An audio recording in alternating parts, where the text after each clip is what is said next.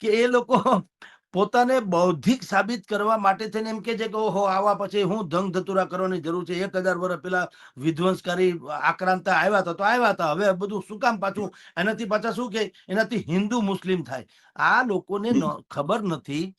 તમને ઈ હિન્દુ મુસ્લિમ લાગે, અને જે લોકો અહીંયા આપણા દેશમાં હજી એમ કે છે કે અમારે ઇસ્લામિક શાસન સ્થાપવું છે, જે કોઈ રાષ્ટ્રમાં જે લોકો કહેતા હોય તે, એને તમને ક્યારે એમ નથી લાગતું કે ભાઈ તમે હવે આ માનસિકતા હું કામ રાખો છો? ઈ નહીં કે. બસ આ જ પ્રોબ્લેમ છે.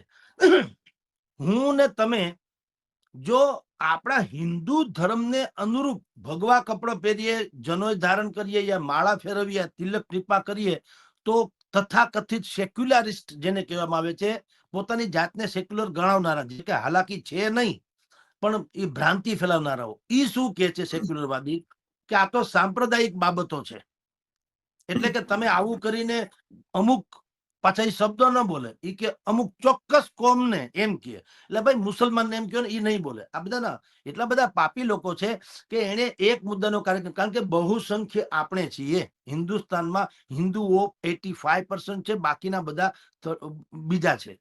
તો 85 લોકોને આ લોકો એમ માને છે, જે સેક્યુલર લોકો, હવે સેક્યુલર જે છે એને કોઈ દિવસ હિન્દુ ગળે ઉતરે નહીં.